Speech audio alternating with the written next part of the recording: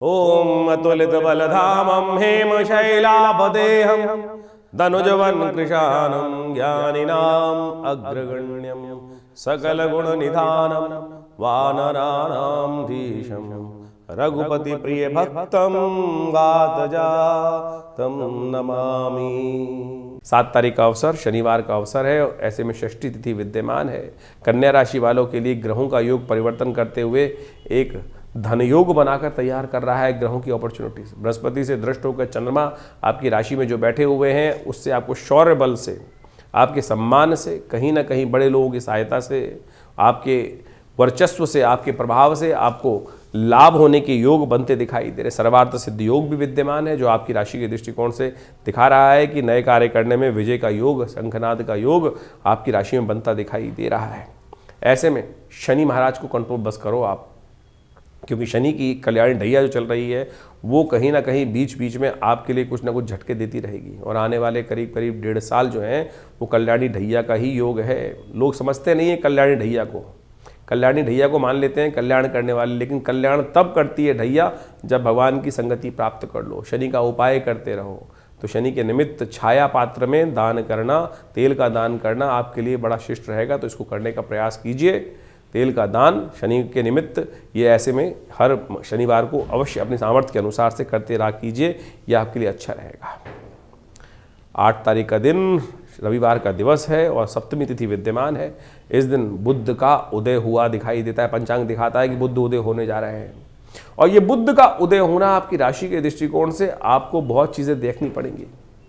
कोई लोग छोटी सी आपको हवा देंगे और आप अपना जो है जो उदारता है कुछ ज़्यादा ही दिखा देंगे, जो नहीं भी बोल लिए वो चीज़ बोल देंगे। आपकी राशि के दृष्टिकोण से ऐसा योग बनता दिखाई दे रहा है। यदि आप अकेले चलें तो जंगल में मंगल कर सकते हैं। जहाँ लोगों का सहयोग लेंगे वो कहीं ना कहीं लोग आपको हवा देंगे और आप फैल जाएंगे। तो इसलिए ध्यान रखना है कि जो लोग आपके समक्ष चाणक्य नीति चल रहे होंगे, चाल चल रहे होंगे, उनको चाल को समझना है। बहुत जल्दी रोष में नहीं आना है। आपकी राशि के दृष्टिकोण से ऐसा योग बन रहा है, कोई आपको हल्का सा हवा देने का प्रयास करेगा, हल्का सा गुस्सा दिलाने का प्रयास करेगा और आप अपने बनी बनाई चीज़ को भी वहाँ समर्पित करके आ सकते हैं। तो ऐसा ध्यान रखते हुए कार्य करने की ज़रूरत है। ये ग्रहों का परिवर्तन आपके मनोमस्तिष्क पर जो प्रभाव पड़ता है वो दिखाता है, उसको बदलने का प्रयास करना है। फिटकरी का दान करना, फिटकरी को चलते पानी में प्रवाहित करना, ये एक श्रेष्ठ उपाय है। इसको आपको अवश्य करना चाहिए इस समय ग्रहों को ठीक करने के लिए। 9 तारीख का दिन सोमवार का अवसर है और इस दिन अष्टमी तिथि विद्यमान है और ग्रह नक्षत्रों के दृष्टिकोण से इस वक्त जो ग्रहों का योग बना हुआ है वो कहीं ना कहीं आपके लिए श्री का योग बनाकर तैयार कर रहा है, कीर्ति का योग बनाकर दे रहा है। ऐसे में जो समय आपके सामने आ रहा है, चीज़ें आपके समक्ष आ रही हैं, उनको ठीक करते हुए करें। बहुत ज़्यादा सरलता से चीज़ों को देखना, थोड़ी चाणक्य नीति की ज़रूरत होती है। बहुत ज़्यादा उदारता दिखाना कई बार नुकसानदायक हो सकता है, तो इसलिए चाणक्य नीति चाहिए। श्री उन्हीं को प्राप्त होती है कि जो विशेष तौर पर सही समय सही युक्त, जो चातुर्य का उपयोग करते हैं, मूर्खता का नहीं चातुर्य का उपयोग करते हुए कार्य करना है। भगवान को भी वही भक्त अनन्य होते हैं जो चतुर होते हैं। चतुर का मतलब नेगेटिव नहीं होता, कुटिल नहीं होता। चातुर्य के इस्तेमाल करना है कि सही समय चालाकी से उपयोग करते हुए कार्य करना है, जो विशेष तौर पर इस प्रकार का है कि वाक पटुता से आपको लाभ प्राप्त होगा कि कौन सा समय किस शब्द का उच्चारण करना है, कब करना है, तो वो आपको लाभ दे सकती है। तो इस चीज़ को समझते हुए कार्य करना आपके लिए बहुत श्रेष्ठ रहेगा। माँ भगवती की कृपा चाहिए इस दिन। कहा जाता है भगवान राम ने भी इस जो कहा जाता है फागुन मास की अष्टमी के दिन एक व्रत किया था और उससे उनको भी उनके कार्यों में जो विलम्ब हो रहा था उसमें विजय प्राप्त हुई थी। ये वही दिवस है, जान लीजिए उसका रहस्य और करिए वो उपाय, कल्याण होगा। कन्या राशि वालों के लिए 10 फरवरी का दिन ग्रहों का योग कैसा बना रहा है जान लीजिए। इस दिन ग्रह थोड़े से आपके लिए विचित्र परिवर्तन का योग बना रहे हैं। सामर्थ्य करने में, पुरुषार्थ करने में कहीं ना कहीं मन थोड़ा घटता दिखाई दे रहा है। साहस की तरफ उद्धृत होंगे तो चीज़ें आपके नाम होंगी और सोचते सोचते ही चीज़ों में रहेंगे। यहाँ ग्रह नक्षत्रों के दृष्टिकोण से ऐसा दिखाई दे रहा है कि फालतू के कामों में ज़्यादा दिमाग देंगे, जिनमें आपको लाभ होने की स्थिति है उसमें दिमाग कम लगाते दिखाई दे रहे हैं। तो इसलिए अपने विजन को ठीक करने की ज़रूरत है। कन्या राशि बड़ी सहनशील राशि होती है और जैसा भी लोग चाहते हैं उनको उस तरह से मोड़ लेते हैं। तो आप अपनी सुनिश्चितता को दृढ़ करें कि नहीं हमको इसी रास्ते पर चलना है, तब आपको लाभ प्राप्ति के योग बन सकते हैं, चीज़ें आपके अनुसार हो सकती हैं। नहीं तो शैतान लोग जो है ना वो आपको कहीं ना कहीं अपने कामों में लगाए रखेंगे। थोड़ा मंगल को बल देने का प्रयास करो। इस वक्त आप थोड़े से ऐसे हो रखे हैं कि जो आपको जहाँ चाहे जैसा मर्जी मोड़ दे, मंगल को ताकत दीजिए। मंगलवार का दिवस है, मंगल इन दिनों अस्त चल रहे हैं, सूर्य के बिल्कुल सन्निकट चल रहे हैं, तो उनको यदि ताकत प्राप्त हो गई तो आपके लिए दिन अच्छे होने के योग बन सकते हैं, क्योंकि मंगल अभी 2 महीने कहीं ना कहीं अस्त अवस्था में रहने वाले हैं। शनि महाराज की ढैया चल रही है, तो ऐसे में सुंदरकांड का पाठ, हनुमान जी को चूल्हा चढ़ाना आपके लिए कल्याणकारी रहेगा। तो ध्यान रखिएगा, ये मंगल जो है इन दिनों अस्त चल रहे हैं, और ये मंगल का अस्त चलना विशेष तौर पर मान के चलें अभी करीब करीब 2 महीने ऐसी अवस्था में मंगल रहने वाले हैं, और मंगल को शक्ति चाहिए। सूर्य के सन्निकट बिल्कुल चलते हुए मंगल इस वक्त उच्च के होने के बावजूद भी वर्ष में 2 वर्षों में एक बार ही योग बनता है मंगल के उच्च होने का, और मंगल उच्च में आकर भी इस वक्त अस्त अवस्था में होने के कारण से जो है अमंगल को दूर नहीं कर पा रहे हैं। हनुमान जी की कृपा चाहिए, थोड़ी शक्ति चाहिए। आप अपनी शक्ति भूले बैठे हो इस वक्त। आपकी राशि में जिस प्रकार का योग बन रहा है उसको कैसे ठीक किया जाए, देखिए बड़ा सीधा साधा रास्ता है। हनुमान जी की प्रार्थना करें ना। तुलसी बाबा ने इतना सुंदर स्तोत्र आपके समक्ष उपस्थित कर दिया है जिसको कहा जाता है सुंदरकांड, उसका पाठ करें। समय कम लगता है तो हनुमान चालीसा का पाठ कर लीजिए। देखिएगा ये हर मंगल के मंगल यदि सुंदरकांड का आप पाठ करें या करवाएं अपने नाम से, तो हनुमान जी की कृपा से बहुत सारे कष्ट जो है वो कैसे आपके दूर हो जाते हैं। ये हमने देखा है बहुत सारे लोग, और हमारे पास ऐसे लोग हैं, बहुत सारे लोग हैं जो हर मंगलवार को कहते हैं कि हमारे नाम से तो अवश्य कुछ ना कुछ भगवान का भजन हो जाए तो समस्त रूप से कष्ट दूर होने के योग बनाएंगे। तो उसी श्रृंखला में आज शाम मंगलवार की शाम को विवेकानंद योगाश्रम में सुंदर रूप से सुंदरकांड का पाठ रहेगा, हनुमान जी का यज्ञ रहेगा, सुंदर सवामणि का भोग रहेगा। तो आप सब सादर आमंत्रित हैं, स्वयं भी आ सकते हैं, और बहुत दूर बैठे हैं तो हमारे साथ लाइव हमारे चैनल पर जुड़कर समस्त कार्यक्रम के साथ जुड़ सकते हैं। अपने नाम से उस यज्ञ में आहुतियाँ देना चाहें तो उसके लिए व्यवस्था है, और संपर्क सूत्र आपके समक्ष हैं, उनसे जुड़ सकते हैं हमारे साथ। ग्रहों का योगायोग आपने अभी समझा कि दिन पर दिन आपके ग्रहों के अनुसार से योगायोग क्या कुछ परिवर्तन आपके जीवन में कर रहे हैं। शुक्र बदल के योग बना रहे हैं, बुध राशि परिवर्तन का योग बना रहे हैं, उदय होने जा रहे हैं दोनों ग्रह। दोनों ग्रहों का उदय होने का जो प्रभाव है बहुत ही शुभ है। कई प्रकार के परिवर्तन, नए योग आपकी राशि के दृष्टिकोण से बनते आपने देखे। लेकिन इसके साथ साथ इस फागुन मास का यदि प्रभाव देखें, एक तो सूर्य बहुत जल्दी परिवर्तन करेंगे राशि, लेकिन इसके साथ साथ जो आपकी राशि, आपका योगायोग जो बन रहे हैं विश्व के दृष्टिकोण से भी वो समझने की आवश्यकता है। 5 मंगलवार का योग पड़ रहा है इस फागुन के महीने में, और साथ साथ 5 सोमवार का योग भी पड़ रहा है। एक वृष्टिकारक है, शुभ योग बनाता है, और एक कहीं ना कहीं रक्त रंजित राजनीति का भी एक योग बनाता है। रक्तेन पूरिता मही शास्त्र कहता है, और छात्रभंग, जो छत्रभंग होने का कहीं ना कहीं योग भी बनता है।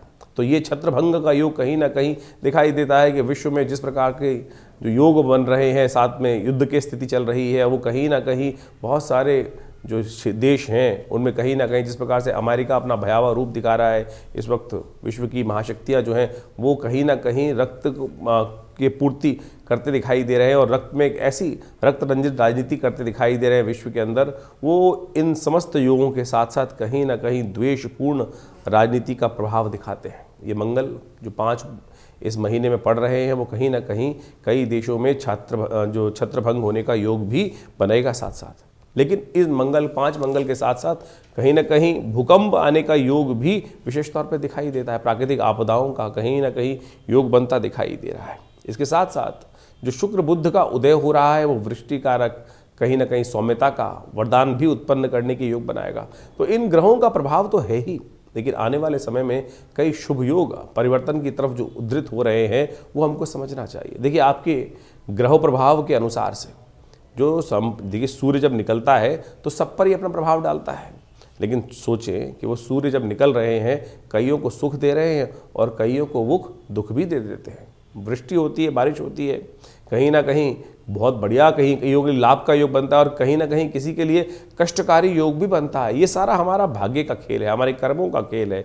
हमारे जो प्रभाव भाग्य जो बने हुए हैं, हमारे समय बने हुए हैं, हमारे समय के अनुसार से वही समय जो दूसरे के लिए शुभ है वो कहीं ना कहीं किसी दूसरे के लिए कष्टप्रद भी हो सकता है। तो इसके लिए कौन सा समय हमारे लिए शुभ बन रहा है वो हमें अच्छे से विवेचना कर जान लेना चाहिए, और ज्योतिष के दृष्टिकोण से इस समय को ज्ञात कर सही दिशा पर चलना, यही सही कर्म का जो निर्णय रूप में हमको चुनाव करना कि कौन सा कर्म हमारे लिए शुभ है, कौन सा रास्ता हमारे लिए शुभ है, यही ज्योतिष विज्ञान का वास्तविक उद्देश्य है। भारतीय संस्कृति के ऋषि मुनियों ने जो विज्ञान को समझकर, ग्रहों की चालों को समझकर आपके समक्ष वो रहस्य उपस्थित किया। अनेक योगा योग शास्त्र में बताए गए हैं। कब आपके जीवन में शुभ आने का योग बन रहा है, कैसे बन रहा है, वो समय समय पर आपकी जन्मपत्री के अनुसार से, बहुत सारे और विज्ञानों के अनुसार से, बहुत सारे लोग बहुत कुछ प्राप्त करना चाहते हैं और सही दिशा यदि मिल जाए, सही समय पर हम काम कर लें तो असंभव को भी संभव बनाने का शुभ मार्ग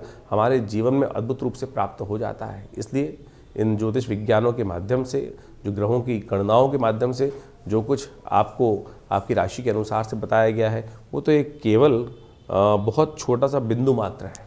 ज्योतिष बहुत ही ऐसा सूक्ष्म विषय है। तो आप समझें कि ज्योतिष के अंदर यदि किसी व्यक्ति को जानना हो कि बहुत सारे लोग अनेक प्रकार से अपने जीवन में आजीविका कमाते हैं।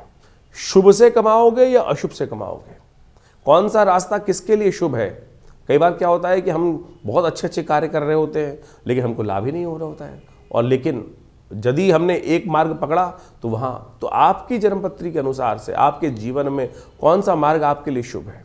शास्त्र में कहा गया है, यदि आपकी जन्मपत्री में से लग्न का पद निकाला जाए और उस पद से 11वें भाव में यदि शुभ ग्रह बैठा है, लग्न पद का यदि जो योग है उसके 11वें भाव में यदि शुभ ग्रह बैठा है, केवल जन्मपत्री नहीं, जन्मपत्री का लग्न पद निकालना चाहिए पहले, और लग्न पद से 11वें भाव में यदि शुभ ग्रह बैठा है तो आपकी आजीविका शुभ मार्ग से आएगी। आपको गलत मार्ग करने की ज़रूरत ही नहीं है। और किसी का वहाँ अशुभ ग्रह बैठा हुआ है तो समझ लीजिए उसकी आजीविका शुभ मार्ग से आनी ही नहीं है। उसको कहीं ना कहीं कुछ ना कुछ उस ग्रह की प्रवृत्ति के अनुसार से ही कार्य करना पड़ेगा। तो ये सब ऐसे नहीं है कि मतलब एक ही सिद्धांत, हर कोई भी ऐसे सोचे कि मैं भी दुनिया नौकरी कर रही है, नौकरी में कमा रही है तो मेरे लिए वही नौकरी के मार्ग से ही रास्ता बनेगा। बहुत सारे लोग नौकरी के मार्ग में सफल होते हैं, बहुत सारे लोग नौकरी के मार्ग में असफल भी होते हैं, बहुत सारे व्यवसाय के मार्ग में शुभ होते हैं।